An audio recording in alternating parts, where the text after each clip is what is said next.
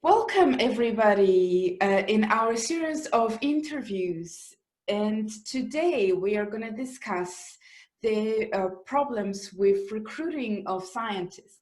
And today's discussion will be held between Celeste Sirin, who is Managing Director of Employer Branding South Africa, and Celeste is also co-founder of ScienceBridge.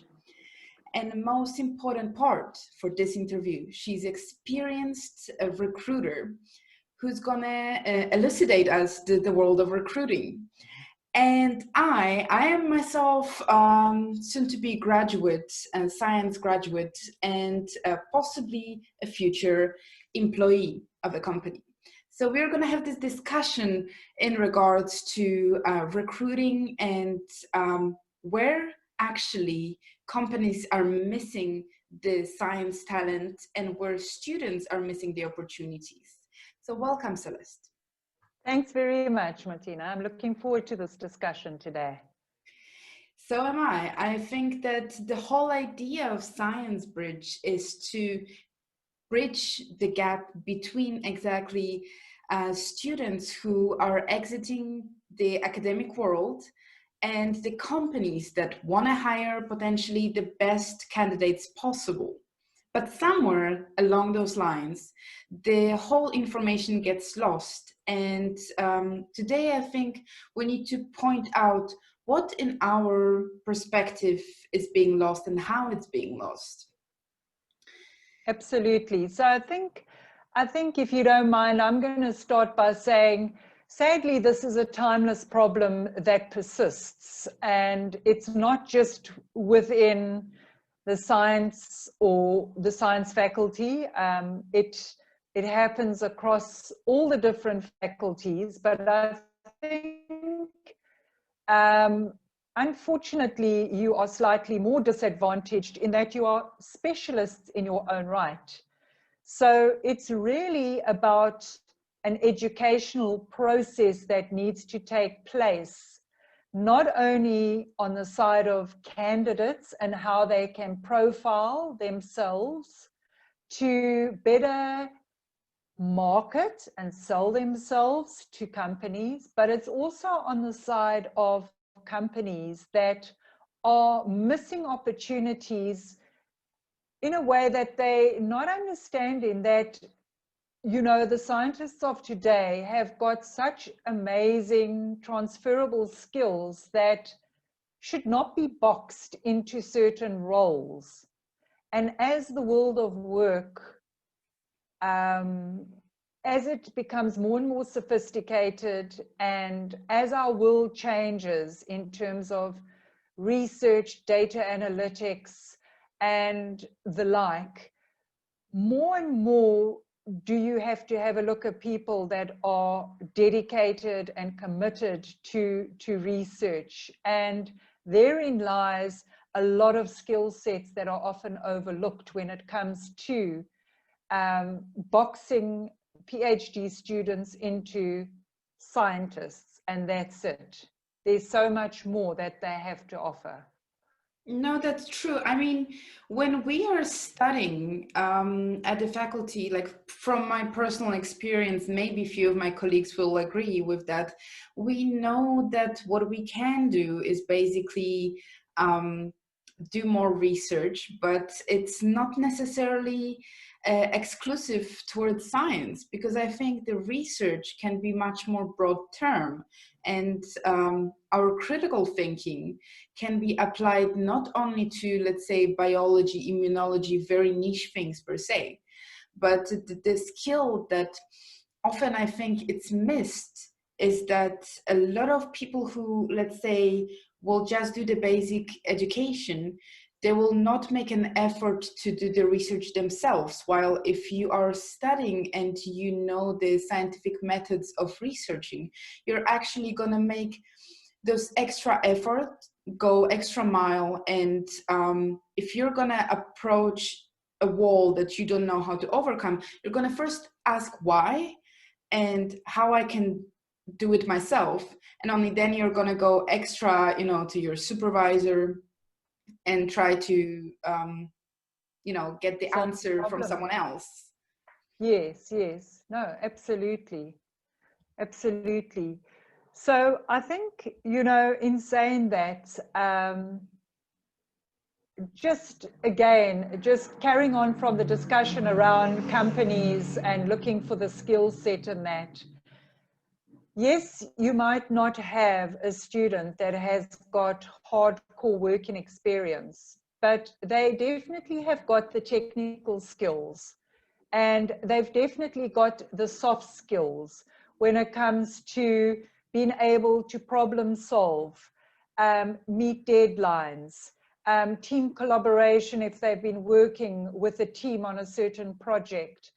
And people call them soft skills, but I beg to differ. I say they're power skills, because you may employ someone with a great qualification and maybe technical skills in that, but if they do not have those power skills, you're going to be shortchanged in terms of getting a well-rounded individual coming into your organization. If they cannot communicate or present or collaborate or negotiate or anything like that, it's going to disadvantage you as a company. So, you know, companies mustn't be blinkered around just, I want experience and that's it. There's a lot more to a person's DNA when it comes to recruiting these young professionals. So what you're also saying is that at the same time, the students could rethink what they know, and experience, it's a broad term, experience in what, so basically what you already learned, where that can be applied. So it's kind of putting it other way around as well. And as I just gave example of researching, you have experience in researching the biological factors, but you can also research market at the same time. It doesn't limit you to being able to read market research in general. Absolutely. And I think while we're talking about this, it's about how to help yourself when you are entering into looking for your future employer of choice. And it's about how you prepare yourself and gain knowledge in order to enter into the working world. And with that comes the phrase of business acumen. And business acumen, whilst it might be defined as an understanding of accounting and an understanding of profitability and how companies are run and everything, it also stems to the fact that when you're looking for your employer of choice, you need to also be able to open maybe an annual financial statement that is sitting on the website of that organization and immediately see whether the organization is profitable or not, if it's got good growth curves, if it's very successful, has it accomplished its goals from one year to the next, because all of that, all the forecasts and all of that information, there's a treasure trove of all that information in that annual financial statement. If you've made the effort to actually go and have a look at that information, you will actually be going into an interview so much more well prepared. And that is just one source when it comes to equipping yourself to enter into the business world, or working from an informed or engaging from an informed perspective when you get called in for an interview. But do you think looking through annual reports, is that necessary for any type of job? I think it's important just so you've got a more broad understanding of the company, because the latest annual financial statement, you don't have to go through it intensely, but just to get an overview, you know, especially from a human capital development perspective, in that if that's the company you wanting to join when it comes to affiliating yourself with them, that immediately will give you the kind of answers, or it could be enlightening as to what questions you would want to ask when you enter into an interview with that organization. So it means that we are actually allowed to ask questions to the company when we are going for interview. But yes, absolutely. And I think you know, if, as I say, if you do the research, you'll have so much more intelligent questions to ask. No, it makes sense. But is the annual report the only source of knowledge we can have?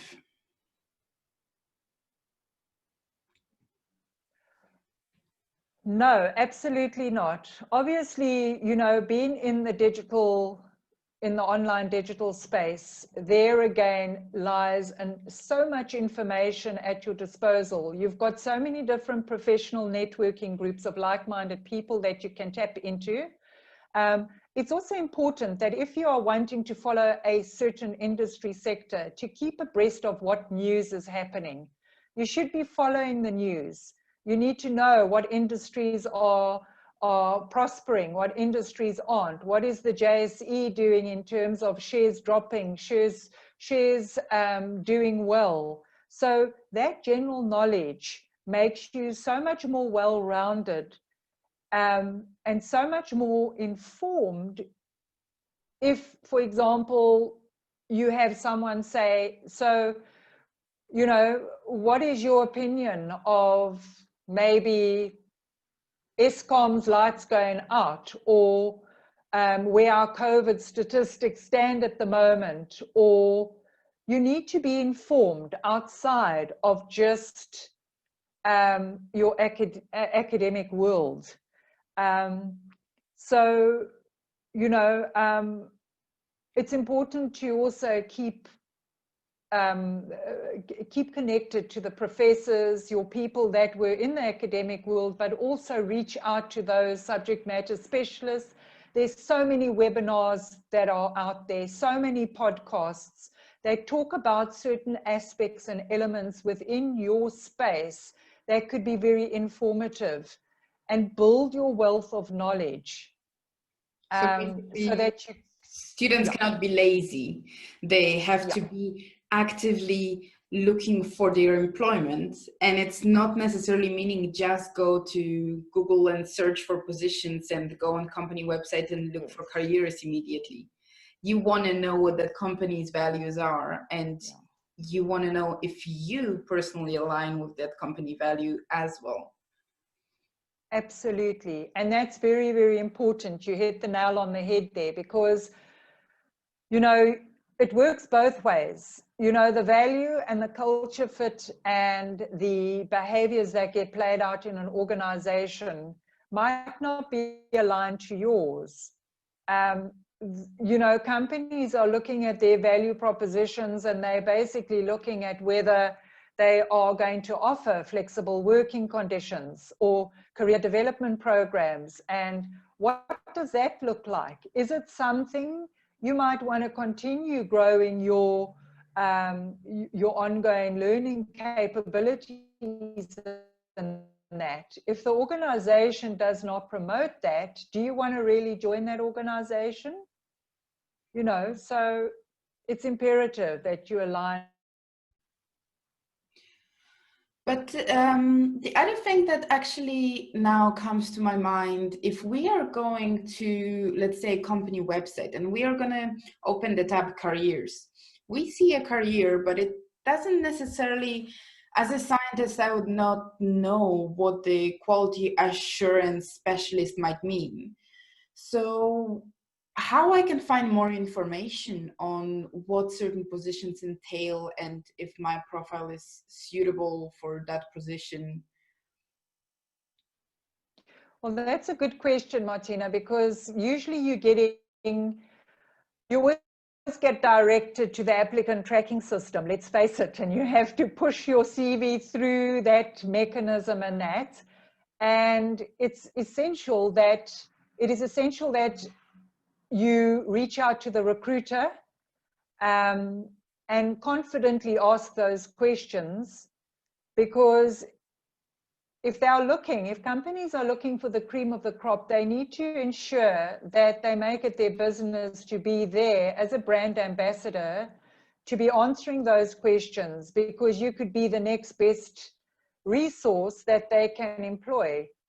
So it is definitely, it's definitely important that you reach out to them and speak to a human voice. Alternatively, you might know of someone within the organization that you can reach out to and ask them how the position plays out within the organization, or where does it fit within the framework of that organization. The other alternative is, again, research, is to possibly Google it and find out what the definition is, because there's so many websites nowadays that actually break down the roles, responsibilities, the competencies, etc., required of a specific job. Yes, and I mean, so that is your other option as well.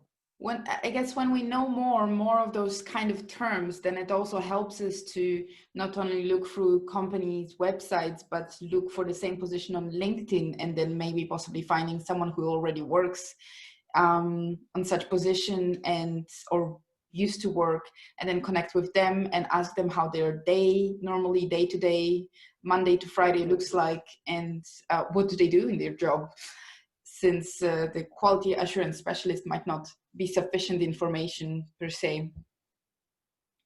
Exactly. And your other alternative is, if you've got companies that are forthcoming enough, is to actually ask if you could have a discussion with the hiring manager. So you're not getting blocked by the recruiter, but who would be that direct report? I think if you can demonstrate that kind of behavior, it will show a lot of initiative from your side as a graduate that's looking for opportunity. You're not just basically ticking the boxes and pushing your CV through an applicant tracking system. If you really want that job or really want that role, you make it your business to unpack. And if you can't unpack it, you ask the questions through the relevant channels.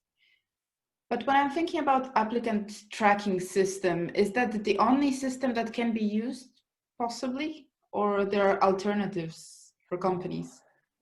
Look, nowadays, because we've got such a high unemployment rate, and because we are in a candidate-rich market, a lot of organizations are using applicant tracking systems to push the inundation of CVs out. It does definitely work to your disadvantage. I do believe that if you connect on LinkedIn with the organization, you might have a slight better chance of actually getting your foot through the door.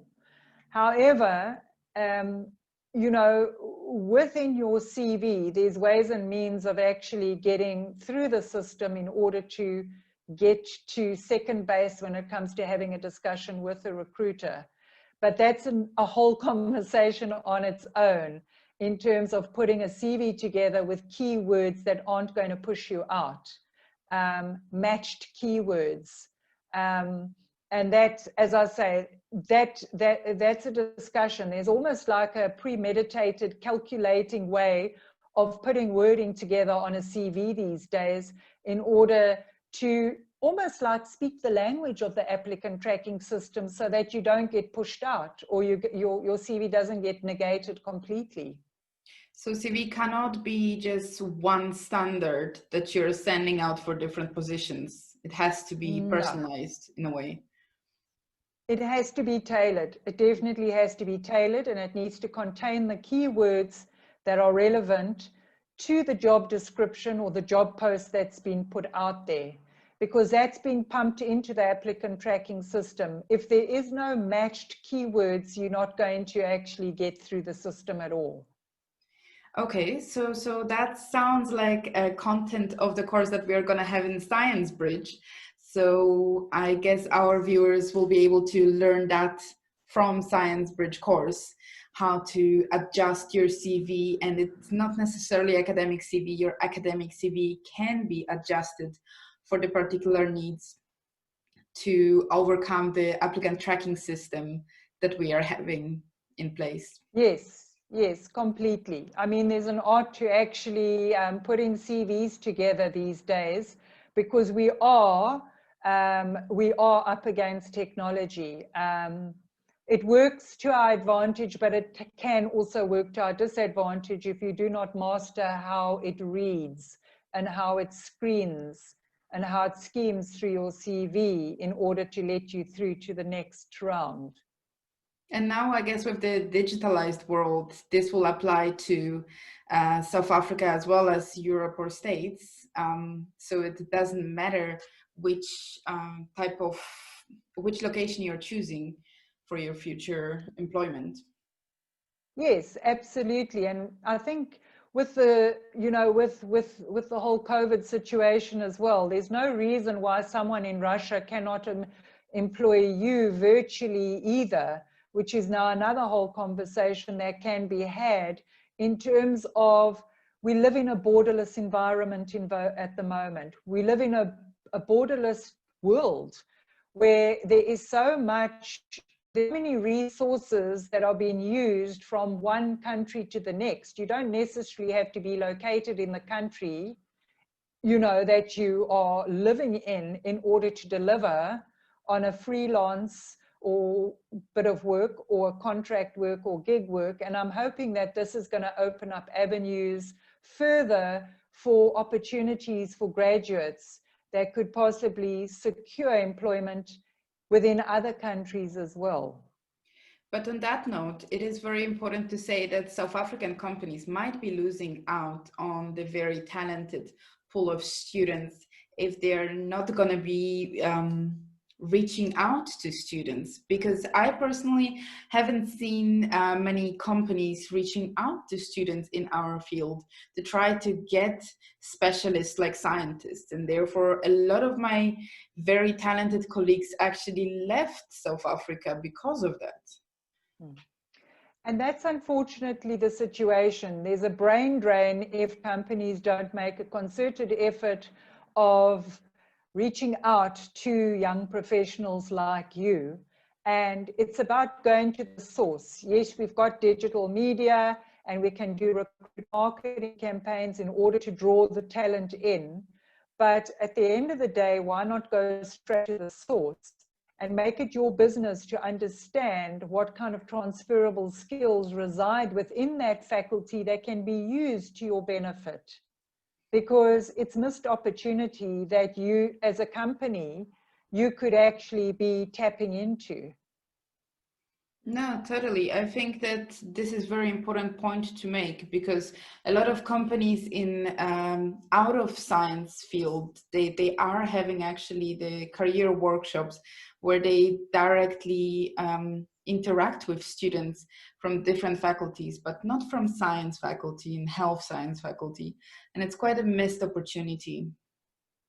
Of course, absolutely. And I think, the companies that understand that, the quicker they understand that, the quicker they'll get to the cream of the crop. They will do. And again, I think it's also about getting in front of students like yourself and asking the most relevant questions in terms of, what are you looking for? in an organization and that, and, really getting close to the resource in order to understand what makes you tick. How are you wired in order to be able to take those transferable skills into their working environment and make it work for their benefit, and not just take scientists at face value, which is wrong. Yes, that's kind of what we touched upon in our white paper, the science career development in South Africa. So I think that if a company wants to actually know more about it, they should definitely check that source out. I'm going to put the link here in our video so that anyone who is watching can actually check out our paper and see that scientists also have certain requirements that they are looking for in the company. And we are not talking here about benefits per se, but it might be simple career development and career plans, because not everybody wants to just settle down in one sort of basic level. A lot of people want exactly that. And I think I would also advocate that you put the list of roles that scientists can actually work in, because there's a level, possibly, again, a level of misunderstanding that your skills are so transferable into these different roles. And as I say, there's new roles that are coming into the workplace as our world changes. Some are dropping off and some are actually evolving. There's no reason why those roles can be fulfilled by young professionals like yourselves. So I think it's important that you bring that to the forefront and make sure that it's posted where, possible future employers of choice are privy to that information. True. Okay, thank you, Celeste, a lot for this very fruitful, I think, conversation. I hope that our viewers got some information from it, and I'm looking forward to future discussions with you. And wonderful. I would like to direct everybody to both Employer Branding South Africa website as well as Science Bridge website. You can also find us on LinkedIn and Facebook. Thanks very much. Thank you.